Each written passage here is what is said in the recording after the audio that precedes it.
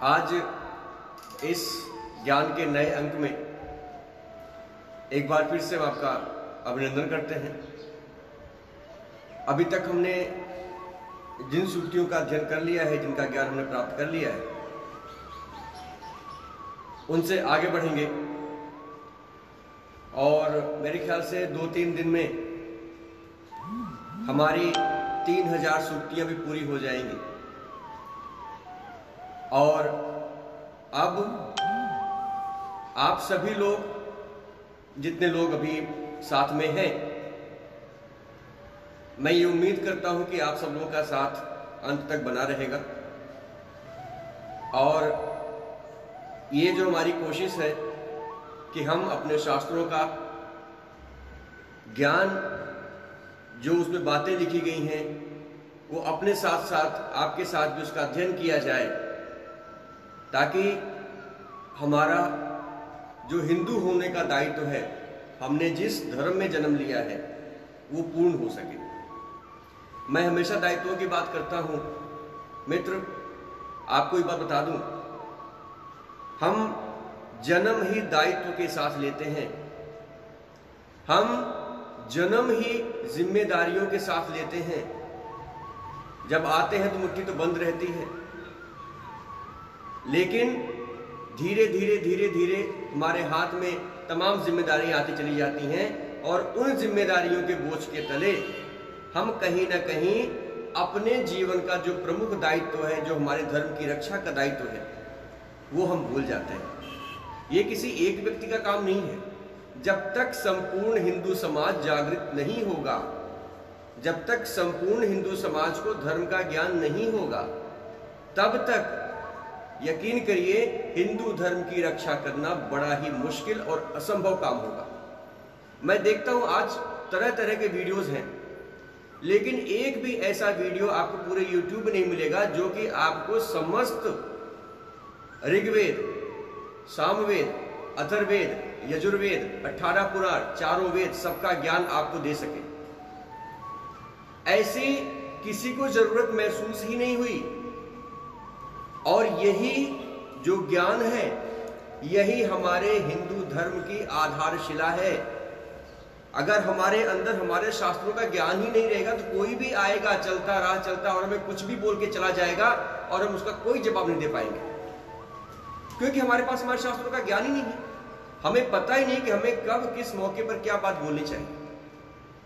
तो आइए इस ज्ञान यात्रा को आगे बढ़ाते हैं और शुरू करते हैं आज की 33वीं सूक्ति तृतीय मंडल की।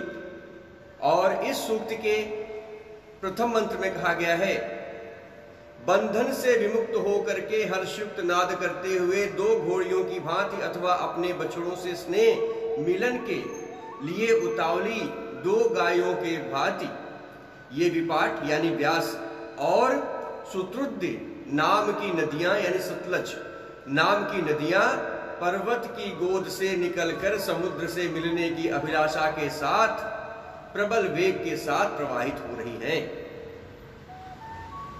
आगे दूसरा मंत्र है, इसमें कहा गया है, हे नदियों, आप दोनों इंद्र द्वारा प्रेरित होकर के सम्यक रूप से अनुकूलता पूर्वक प्रवाहमान हो।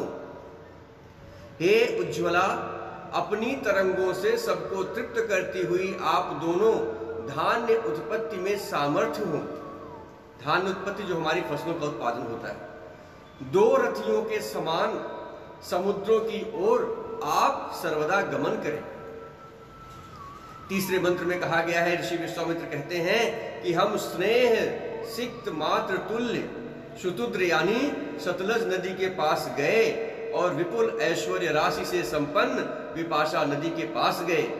बछड़े के प्रति स्नेहाभिलाषी और गौओं के समान ये नदियां एक ही लक्ष्य स्थान समुद्र की ओर सतत बहती रहती है, निरंतर चलती रहती है। आगे चौथा मंत्र है, इसमें कहा गया है, हम नदियां अपने जल प्रवाह से सबको तृप्त करती हुई देवों द्वारा स्थापित स्थापना की ओर बहती चली जा रही हैं। अनावरत प्रवाहमान हम अपने प्रयास से कभी भी विश्राम नहीं लेती हैं। यह तो हमारा सहज सामान्य क्रम है जो चलता ही रहता है। फिर ब्राह्मण विश्वामित्र द्वारा हमारी ये स्तुति, हमारी ये प्रार्थना क्यों की जा रही है? ये तो हमारा कर्म है जो हम कर रहे हैं, फिर इसके लिए हमको पूजा करने की हमारी जरूरत नहीं है। हे जलवती नदियों, आप हमारे नम्र और मधुर वचनों को सुन करके अपनी गति को एक क्षण के लिए विराम दे दें। हम कुशिक पुत्र अपनी रक्षा के लिए महती स्तुतियों द्वारा आप समस्त नदियों का भली प्रकार से सम्मान करना चाहते हैं। छठे मंत्र में आगे कहा गया है, नदियों ने ऐसा कहा या नदियों से ऐसी भावना प्रतीत हुई कि हे विश्वामित्र, वज्रधारी इंद्रदेव ने हमें खोद करके उत्पन्न किया है। नदियों के प्रवाह को रोकने वाले वृत्त को उन्होंने मार करके समाप्त कर दिया। सबके प्रेरक उत्तम हाथों वाले और दीप्तमान इंद्रदेव ने हमें आगे बढ़ने के लिए प्रेरित किया है, हमें प्रेरणा दी है। उनकी आज्ञा के अनुसार ही हम जल से परिपूर्ण होकर के आगे गमन करते हैं। आगे 7वां मंत्र है। इस मंत्र में कहा गया है, इंद्रदेव ने अहि नामक असुर को मारा। उनके वे पराक्रम और कर्म सदा सर्वथा ही अनुकरणीय है, वर्णनीय है। जब इंद्रदेव ने अपने चारों ओर स्थित असुरों को मारा, तब जल प्रवाह समुद्र से मिलने की इच्छा करते हुए प्रवाहित हुए। 8वें मंत्र में कहा गया है, हे स्तोता यानी सुनने वाले यानी विश्वामित्र, हे विश्वामित्र, अपने ये स्तुति वचन कभी भूलना नहीं। भावी समय में यज्ञों में इन वचनों की उद्घोषणा द्वारा आप हमारी सेवा करें। हम दोनों नदियां आपको नमस्कार करती हैं। पुरुषों द्वारा संपादित कर्मों में कभी भी हमारी उपेक्षा आप न करें। आगे 9वां मंत्र इसमें कहा गया है, हे भगनी रूप दोनों नदियों, हमारी स्तुति भली प्रकार सुने।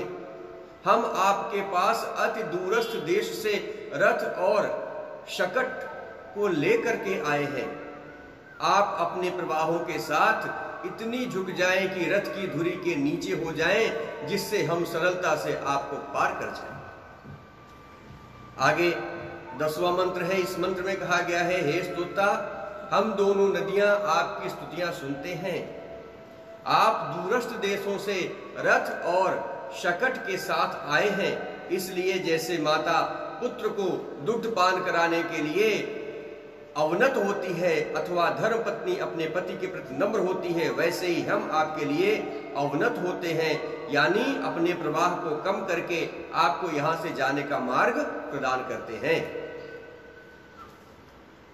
आगे 11वें मंत्र में कहा गया है, हे दोनों नदियों, जब पोषण करता पुरुष आपको पार करना चाहे, तब आपको पार करने के अभिलाषी वे जन समूह इंद्र द्वारा प्रेरित होकर के आपकी अनुकंपा से पार हो जाए। आप यजन योग्य हैं। हम प्रतिदिन आपके वेगवान जल प्रवाहों की उत्तम स्तुतियां करते हैं और हमेशा करते रहेंगे। आगे 12वां मंत्र है, हे नदियों, भरण पोषण का लक्ष्य करके आपके पार जाने के अभिलाषी जन आपको पार करके चले गए। यज्ञी जनों ने आपके निमित्त उत्तम स्तुतियों को अभिव्यक्त किया है। आप अन्नों की प्रदात्री और उत्तम ऐश्वर्यवती होकर के नहरों को जल से परिपूर्ण करें और शीघ्र गमन करें। विश्वामित्र आदि ऋषिगण व्यास आदि नदियों को पार करके देव संस्कृति का संदेश लेकर के अफगानिस्तान, ईरान आदि देशों की ओर गए थे और इन ऋचाओं से ये बात सिद्ध होती है, प्रमाणित होती है। अब तो देश के अलग अलग टुकड़े होकर के देश का हिस्सा बहुत छोटा सा बच गया। पहले हमारा देश बहुत ही विशाल था, बहुत ही बड़ा था, लेकिन अब स्थितियां बदल गई। आगे 13वां मंत्र है, इसमें कहा गया है, हे नदियों, आपकी तरंगें रथ की धुरी से टकराती रहें। हे दुष्कर्महीन, पाप रहिता, अनंदनीय नदियों, आपको कोई भी बाधा न हो। लेकिन आज हमारी नदियों को बहुत सारी बाधाएं हैं, ये हम सभी जानते हैं। सारी नदियां प्रदूषित हो चुकी हैं। याद हमको ये रखना चाहिए कि जब भी हमारा अत्याचार यानी किसी मनुष्य का अत्याचार जब भी बढ़ता है, वो चाहे किसी पर भी हो, चाहे मनुष्य पर हो, चाहे नदियों पर हो, चाहे पहाड़ों पर हो, किसी भी तरह से हो, चाहे हम प्रकृति को किसी तरफ नुकसान पहुंचाते हैं, वो जब एक सीमा को पार करता है तो उसके बाद भगवान अपना काम करना शुरू करते हैं। आगे 34वां मंत्र, इसमें इंद्र देवता की उपासना की गई है और विश्वामित्र गथिन ऋषि ने इसको लिखा है और अपने पहले मंत्र में कहते हैं कि शत्रुओं के गढ़ को ध्वस्त करने वाले महिमावान धनवान इंद्रदेव ने शत्रुओं को मारते हुए अपनी तेजस्विता से उन्हें भस्म कर दिया। स्तुतियों से प्रेरित और शरीर को वर्धित होते हुए विविध अस्त्र धारक इंद्रदेव ने द्यावा और पृथ्वी दोनों को पूर्ण कर दिया। आगे दूसरा मंत्र है। इस मंत्र में कहा गया है कि हे इंद्रदेव, आप पूजनीय और बलशाली हैं। आपको विभूषित करते हुए हम अमृत प्राप्ति के लिए प्रेरक स्तोत्रों का उच्चारण करते हैं। आप हम मनुष्यों और देवों के अग्रणी हैं। आगे तीसरे मंत्र में कहा गया है, प्रसिद्ध नीतिज्ञ यज्ञदेव ने वृत्तासुर को रोका। कार्यकुशल इंद्रदेव ने शत्रुवध की इच्छा करके मायावी असुरों को मारा।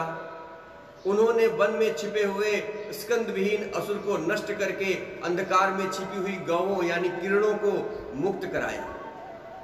चौथे मंत्र में कहा गया है, स्वर्ग सुख प्रेरक इंद्रदेव ने दिन को उत्पन्न करके युद्धाभिलाषी मरुतों के साथ शत्रु सेना का पराभव करके उन्हें जीत लिया। तदनंतर मनुष्यों के लिए दिन के प्रज्ञापक यानी उसके बोधक बताने वाले सूर्य देव को प्रकाशित किया। उन्होंने महान युद्धों में विजय प्राप्ति के निमित्त दिव्य ज्योति यानी कि तेजस्विता को प्राप्त किया। आगे पांचवा मंत्र इसमें कहा गया है, विपुल सामर्थ्यों को धारण करके नेतृत्वकर्ता की भांति इंद्रदेव ने अवरोधक शत्रुओं की सेना के मध्य प्रविष्ट होकर के उसे छिन्न भिन्न कर दिया। उन्होंने स्तुतिकर्ताओं के लिए उषा और चैतन्य के लिए और उनके शुभ वर्ण की दीप्ति को वर्धित किया, उसको बढ़ाया। छठे मंत्र में कहा गया है, स्तोत्रगण महान पराक्रमी इंद्रदेव के श्रेष्ठ कर्मों का हम सभी गुणगान करते हैं। वे इंद्रदेव अपने सामर्थ्यों से शत्रु के पराभव करता है। पराभव करता मतलब उनको दबाने वाले, उनको रोकने वाले।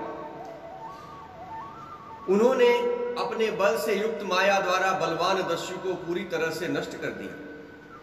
सातवें मंत्र में आगे कहा गया है, हे देव वृत्तियों के संगठक, अधिपति और मनुष्यों को शक्ति प्रदान करने की इच्छा पूर्ति करने वाले इंद्रदेव, आपने अपनी महत्ता से युद्धों में शत्रुओं को हमेशा ही परास्त किया है। उनका धन प्राप्त करके आपने यज्ञकर्ताओं में दिया है, विभाजित किया है।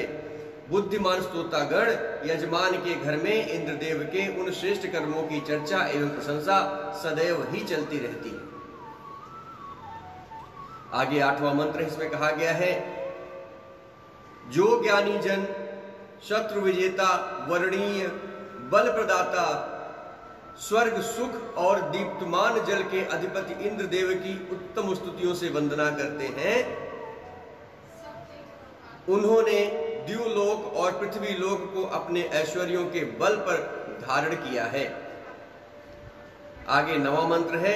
इस मंत्र में कहा गया है, इंद्रदेव ने अत्यों यानी लग जाने वाले अश्व, इंद्रदेव ने अत्यों को दान दिया। सूर्य एवं पर्याप्त भोजन प्रदान करने वाली किरणों का दान दिया। स्वर्णिम अलंकारों एवं भोग्य पदार्थों का दान दिया। दस्युओं यानी दुष्टों को मार करके आर्यों यानी सज्जनों का उद्धार किया, उनकी रक्षा की। 10वें मंत्र में कहा गया है, इंद्रदेव ने प्राणियों के कल्याण के लिए औषधियां प्रदान की। दिन का अनुदान दिया यानी प्रकाश दिया, वनस्पतियों और अंतरिक्ष को प्रदान किया। उन्होंने बलासुर का भेदन किया, प्रतिवादियों को दूर किया और युद्ध के अभिमुख हुए शत्रुओं का उन्होंने दमन किया। आगे 11वां और इस सूक्ति का अंतिम मंत्र है। इसमें कहा गया है, हम अपने जीवन संग्राम में संरक्षण प्राप्ति के लिए इंद्रदेव का आह्वान करते हैं। वे इंद्रदेव पवित्र कर्ता, मनुष्यों के नियंता, स्तुतियों के श्रवण करने वाले, उग्र युद्धों में शत्रुओं का विनाश करने वाले, धन विजेता और ऐश्वर्यवान हैं। मित्रों, मैं आपसे एक बात शेयर करूंगा। हमने जितना भी अध्ययन किया है उसमें हमेशा ये कहा गया है कि हमें अच्छी संतान दे, हमें अच्छा धन दे, यानी जो पुण्य से अर्जित किया हुआ वो धन दे। अच्छी संतान का मतलब ये होता है कि आपकी संतान वंश बढ़ाने वाली हो, आपकी कीर्ति बढ़ाने वाली हो, और जिस तरह से आपने अपने माँ बाप का ध्यान रखा है, ध्यान रखिएगा, जिस तरह से आपने अपने माँ बाप का ध्यान रखा है उसी तरह से वो भी आपका ध्यान रखने वाला हो। इसलिए हमेशा कोशिश ये करिएगा कि आपके माँ बाप को आपसे किसी भी प्रकार की कोई तकलीफ ना हो। इस संसार में लाने वाले, अगर आज हमने दुनिया देखी है, आज हमारे पास बच्चे हैं, आपकी पत्नी होगी, सब हैं, तो उसका श्रेय सिर्फ आपके माता पिता को जाता है, जिन्होंने आपको जन्म दे करके इस संसार में लाया है और आपको इस काबिल बनाया है कि आप संसार के सुखों का भोग कर सके। मित्रों, ऐसे ही एक समय की बात है कि एक पिता अपने बहू और बेटों के साथ रहते थे। पिता की बातें अक्सर बहू को खटका करती थी और बेटे को भी ज्यादा पसंद नहीं थी। पिता हमेशा कोशिश किया करते थे कि वो अपने बच्चों के जो निजी जीवन है उसमें हस्तक्षेप ना करें, लेकिन फिर भी जब मनुष्य साथ में रहता है तो कहीं ना कहीं आप कितने भी बड़े हो जाओगे लेकिन अपने माँ बाप के लिए हमेशा छोटे बच्चे ही रहोगे। कहीं ना कहीं उनका हस्तक्षेप थोड़ा बहुत हो जाया करता था। घर में नौकर काम करते थे, सारा काम धाम हो जाया करता था। अब दोनों ने ये सोचा कि दिन भर बाबूजी बैठे रहते तो नौकर की जरूरत क्या है, अगर थोड़ा बहुत काम कर ही लेंगे तो क्या हो जाएगा, शरीर में थोड़ी फुर्ती बनी रहेगी, भावना चाहे जो रही। ये कहकर उन्होंने नौकर को छुट्टी दे दी। अब बाबूजी की ड्यूटी लग गई, सुबह सब्जी लाना, सुबह दूध लाना, शाम को दूध लाना, बच्चों को घूमने के लेके जाना, कुत्ता है उसको घुमाने लेके जाना, तमाम तरह के काम अब बाबूजी के जिम्मे आ गए। बाबूजी ये ना समझ सके कि ये लोग मुझसे नौकर का काम करवा रहे हैं। वो तो बड़े खुशी खुशी अपनी जिम्मेदारियों का निर्वाह करने लगे। उन्हें लगा कि चलो हमारे बहू बेटों ने कम से कम हमको इतना सम्मान दिया कि हमें अपने जीवन के दैनिक कार्यों में हमें संलग्न किया, हम भी उनके साथ उठेंगे बैठेंगे। इस तरह समय बीतता रहा।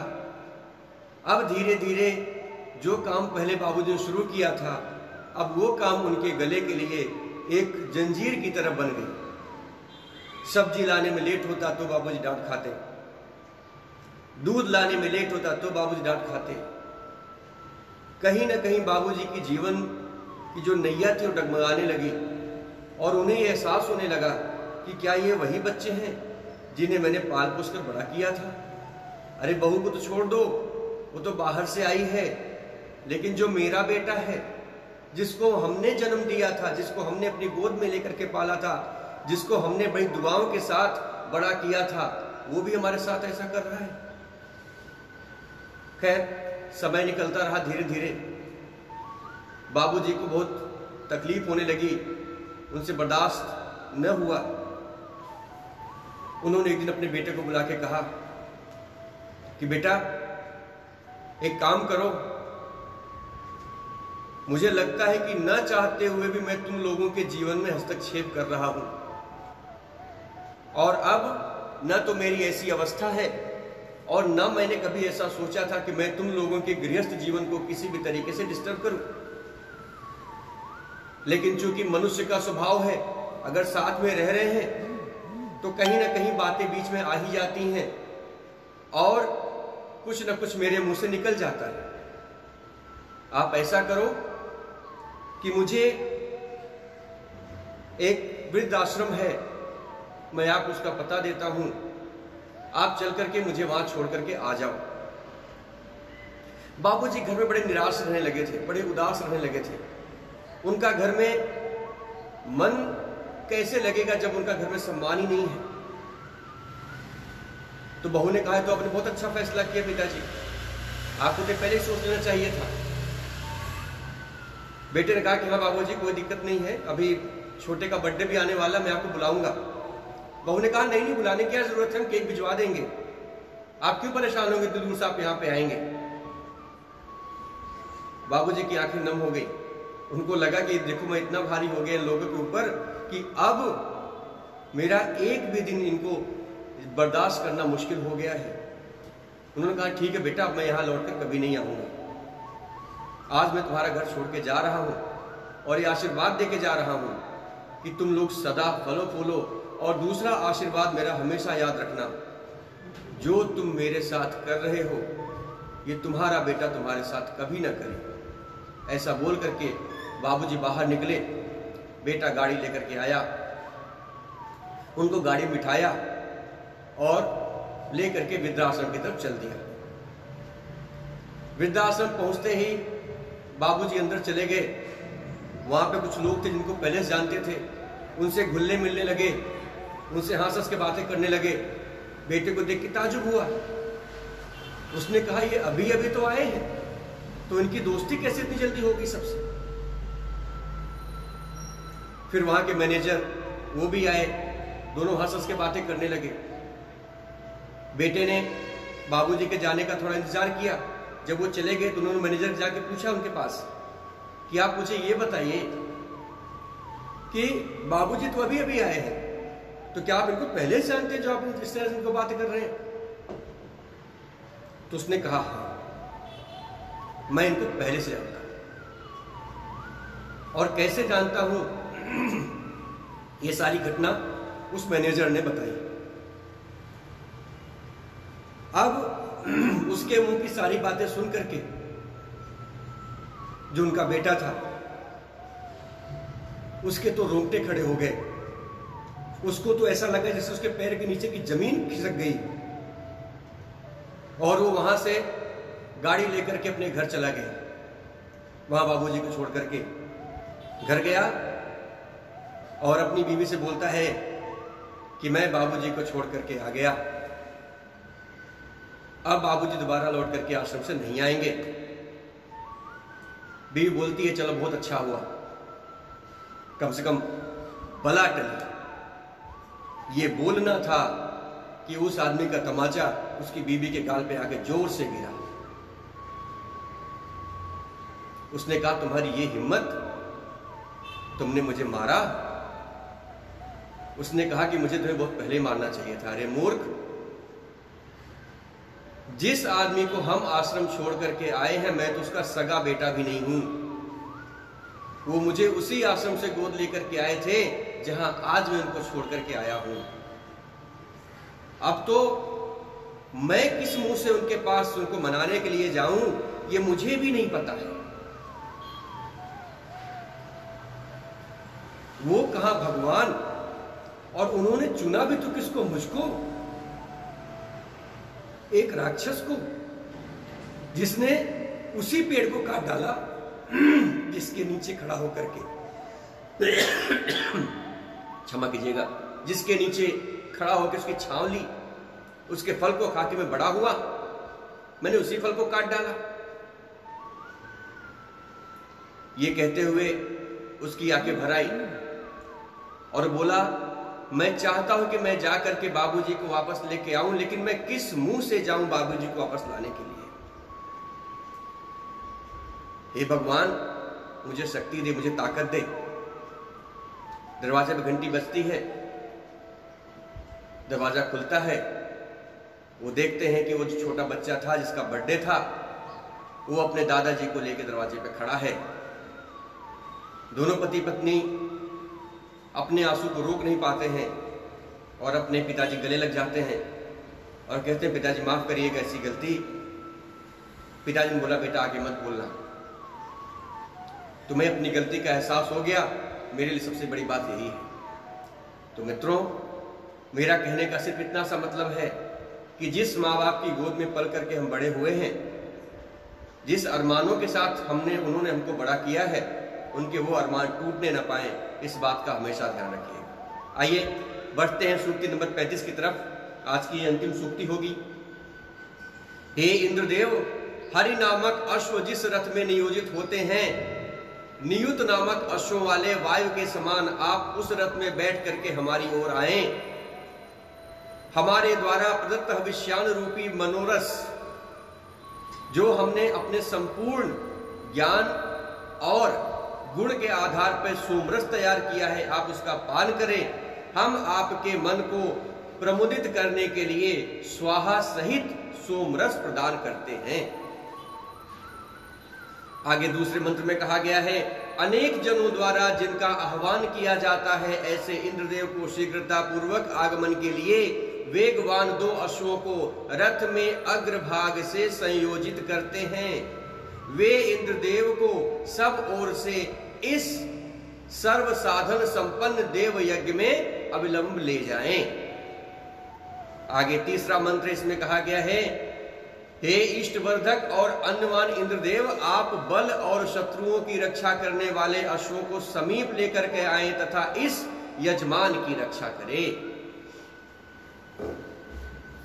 अपने रक्त वर्ण अश्वों को यहां विमुक्त कर दें ताकि वे आहार ग्रहण कर सकें। आप प्रतिदिन उत्तम हविष्यान ग्रहण करें। आगे चौथे मंत्र में कहा गया है, हे इंद्रदेव, मंत्रों से नियोजित होने वाले युद्धों में कीर्ति संपन्न मित्र भाव संपन्न हरि नामक दोनों अश्वों को हम मंत्रों से आयोजित करते हैं। हे इंद्रदेव, सुदृढ़ और सुखकारी रथ में अधिष्ठ होकर के आप सोमयाग के समीप आए। आप सब यज्ञों को जानने वाले परम विद्वान हैं। आगे पांचवें मंत्र में कहा गया, हे इंद्रदेव, आपके बलवान और सुंदर पृष्ठभाग वाले हरि नामक अश्वों को अन्य यजमान संतुष्ट करें। हम अभिशुद्ध सोमरस द्वारा आपको भली प्रकार तृप्त करते हैं। आपके अनेक यजनों को छोड़कर हमारे पास आए। आगे छठे मंत्र में कहा गया है, हे इंद्रदेव, ये सोमरस आपके निमित्त तैयार किया गया है। हम आपकी और आप हमारी ओर अभिमुख हों तथा प्रफुल्लित मन से इस सोमरस का पान करें। हमारे इस यज्ञ में कुशों पर बैठ करके इस सोम को अपने उदर में धारण करें। आगे सातवां मंत्र है। सातवें मंत्र में कहा गया है, हे इंद्रदेव, आपके निमित्त कुश का आसन बिछाया गया है और सोमपान निचोड़ करके तैयार किया गया है। आपके दोनों अश्वों के खाने के लिए धन धान तैयार है। यह यज्ञ आपका निवास स्थान है। आप बहुत सामर्थ्यवान, इष्टवर्धक और मारुतों की सेना से युक्त हैं। आपके निमित्त ये हवियां दी जा रही हैं। आगे आठवां मंत्र है।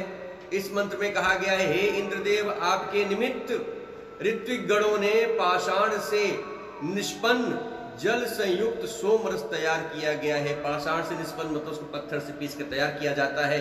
दुग्ध मिश्रित करके उसे अतिशय मधुर बनाया गया है। हे सर्वद्रष्टा और विद्वान इंद्रदेव, आप हमारी स्तुतियों को जानते हुए उत्तम मन से इसका पान करें। आप हमारी भावना को समझते हुए इसको ग्रहण करने की कृपा करें। आगे नवा मंत्र है। इसमें कहा गया है, हे इंद्रदेव, जिन मारुतों को आप सोमयाग से सम्मानित करते हैं, जो आपके प्रवर्धित करते हैं, जो आपको प्रवर्धित करते हैं, जो आपके सहायक होते हैं, उन सब के साथ सोम की अभिलाषा करते हुए आप अग्नि रूप जीवा से इस सोमरस का पान करें। आगे 10वां मंत्र है। इसमें कहा गया है, हे यजनीय इंद्रदेव, मतलब पूजा करने की योग्य, यजन करने की योग्य इंद्रदेव, आपने पराक्रम से अभिषुत होकर के सोमपान करें तथा अग्नि रूप जीवा से सोम का पान करके हमें अनुग्रहित करें। अधर्वियों के हाथ से प्रदत्त होकर के सोम का पान करें अथवा होता के ही अव्याध युक्त यज्ञ का सेवन करें।